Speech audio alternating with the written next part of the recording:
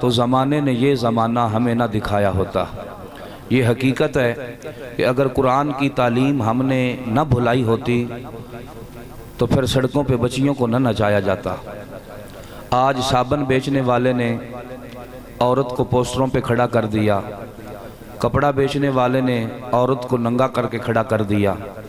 Shampoo بیچنے والے نے اس کو نہاتا ہوا دکھا کے اپنا کاروبار چمکایا۔ اگر ہم نے قرآن کی تعلیمات کو اپنایا ہوتا تو ہمیں پتہ ہوتا کہ اگر یہ بچی ہے تو اس کے ساتھ پہ طہارت کی چادر رکھی گئی، اگر جوان ہو گئی تو شادی کر کے اسے گھر کا وزیر اعظم بنا دیا، اگر بوڑھی ہو گئی تو ماں بنا کے اس کے قدموں کے نیچے جنت رکھ دی۔ جب ہم اسلام کی تعلیمات سے، دین کی تعلیمات سے دور ہوئے تو پھر درس قرآن اگر ہم نے نہ بھلایا ہوتا تو زمانے نے یہ زمانہ ہمیں نہ دکھایا ہوتا، پھر مساجد کو تالے نہ لگتے اور سکھوں کے لیے کرتارپور بارڈر نہ کھولا جاتا، پھر سرکاری سطح پہ مندروں کی تعمیر کی اجازت نہ دی جاتی، اور نہ مساجد کے اندر جوتوں سمیت حکومت کے گنڈے اور بدماش آتے اور لائبریریوں سے کتابیں اٹھا کر وہ زمین پہ پھینکتے۔ احادیث نبویہ صلی اللہ علیہ وسلم، کتب سیر اور قرآن مجید تک وہ اٹھا کے زمین پہ نہ پھینکتے، چادر اور چار دیواری کے تقدس کو پامال نہ کرتے، لوگوں کی عزتوں سے کھلواڑ نہ کرتے، پھر وہ زانیوں، شرابیوں اور سودیوں سے بھتے نہ لیتے، پھر وہ عیاشوں اور بدماشوں کی پشت پناہی نہ کرتے، پھر کوئی بھی باپ اپنی بیٹی کو لے کے سڑک پہ نہ کھڑا ہو جاتا کہ بیوی کا علاج کرانے کے لیے بچے برائے فروخت ہیں، پھر بھوک کی وجہ سے کوئی بھی ٹرین کے نیچے سر نہ دیتا، پھر کوئی باپ بھی ایسا نہ کرتا کہ چاند رات کو بیٹی چوڑیاں مانگتی ہے تو وہ بیٹی کو بھی زہر کھلا دیتا ہے اور خود بھی زہر کھا کے مر جاتا ہے، پھر لوگ نہروں میں چھلانگے نہ مارتے، غریب کو اس کا حق اس کے دروازے تک ملتا۔ حقیقت یہ ہے کہ جب سے ہم دین اسلام سے دور ہوئے، دنیا یہ کہتی ہے کہ یہ مولوی کیا کریں گے، افغانستان والوں نے تمہیں دکھا دیا ہے کہ یہ کیا کر سکتے ہیں۔ الحمدللہ دنیا کی سپر پاور کو انہوں نے ناکوں چنے چبوا دیے اور انہیں زیر کر دیا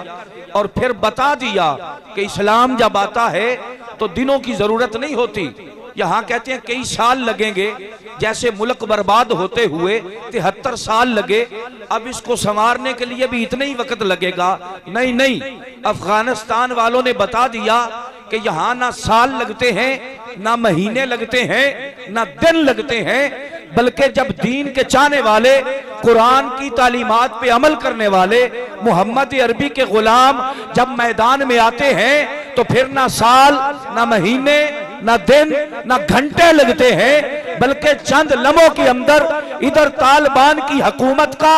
اعلان ہوتا ہے۔ اعلان سے پہلے جو ٹی وی پہ بیٹھ کے خبریں دینے والی اینکر ہوتی ہے اس کا سر ننگا ہوتا ہے، طالبان کے آنے کی دیر ہے تو اس کے سر پہ دوپٹہ آ جاتا ہے۔ لبیک یا رسول اللہ، لبیک لبیک لبیک یا رسول اللہ، لبیک لبیک لبیک یا رسول اللہ، لبیک لبیک لبیک یا رسول اللہ، لبیک لبیک لبیک۔ پھر ڈاکٹر عافیہ صدیقی کو چھڑانے کے لیے اقوام متحدہ کے سامنے بھیک نہیں مانگنی پڑتی،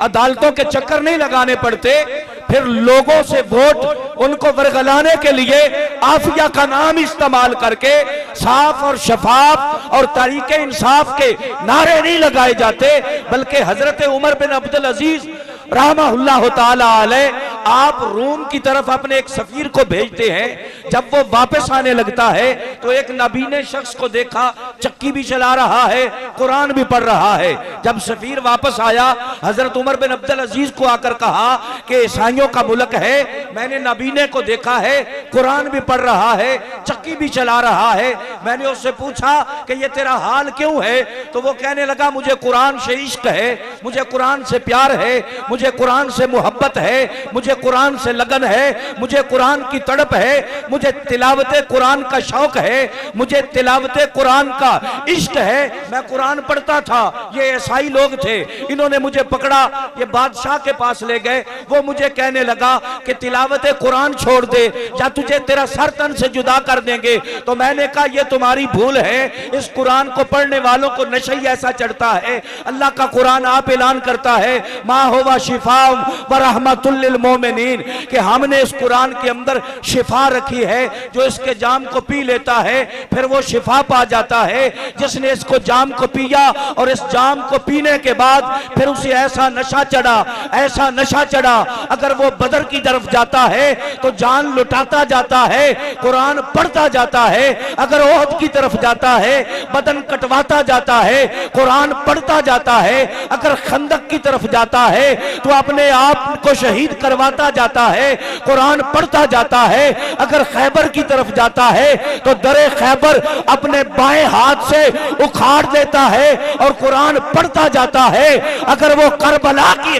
میدان میں جاتا ہے تو دھڑ کربلا میں ہوتا ہے، سر نیزے کی نوک پہ ہوتا ہے اور پھر بھی قرآن کی آواز آ رہی ہوتی ہے۔ لبیک لبیک یا رسول اللہ، لبیک لبیک لبیک یا رسول اللہ، لبیک لبیک لبیک یا رسول اللہ، لبیک لبیک لبیک یا رسول اللہ، لبیک لبیک لبیک یا رسول اللہ، لبیک۔ توجہ حضرات، تم عرض یہ کر رہا تھا کہ اس نے کہا کہ نہیں جام دے دوں گا مگر قرآن کی تلاوت نہیں چھوڑتا۔ انہوں نے لوہے کی سلاخوں کو گرم کیا، اس کی آنکھوں میں مارا، پھر دھوپ میں ڈالا، کئی دن وہاں پڑے رہے، پھر اس کے بعد کہا 24 گھنٹے چکی چلائے گا ایک روٹی ملے گی۔ 24 گھنٹے چکی چلاتا ہوں ایک روٹی ملتی ہے۔ وہ سفیر واپس آیا، اس نے آ کر حضرت عمر بن عبدالعزیز کو کہا کہ آئے امیر المومنین، دنیا کہتی ہے کہ آپ کے دور میں دور فاروقی واپس آ گیا ہے، آپ کے دور میں دور فاروقی واپس آ گیا ہے۔ میں نے ان آنکھوں سے دیکھا ہے کہ روم کے اندر ایک حضور کا کلمہ پڑھنے والا، اس کو عیسائیوں نے اس کی آنکھوں میں سلاخیں ماری ہیں، اسے قید میں ڈالا ہوا ہے اور وہ چکی چلاتا ہے۔ 24 گھنٹے چکی چلانے کے بعد اسے ایک روٹی دی جاتی ہے۔ آپ بتائیں دور فاروقی میں تو کسی کافر کی، کسی عیسائی کی، کسی بدماش کی یہ جرت نہیں ہوا کرتی تھی۔ حضرت عمر بن عبدالعزیز نے اس سفیر کو کہا کہ یہاں بیٹھنے کی بجائے، سستانے کی بجائے، سانس لینے کی بجائے، تھکاوٹ دور کرنے کی بجائے ابھی واپس جا اور روم کے بادشاہ کو کہہ دے کہ یا حضور کے اس غلام کو وہ تیرے حوالے کر دے، یا اتنا بڑا لشکر لے کے آؤں گا کہ ایک سرا مدینے میں ہوگا اور دوسرا سرا روم میں ہوگا۔ لبیک یا رسول اللہ، لبیک لبیک لبیک یا رسول اللہ، لبیک لبیک لبیک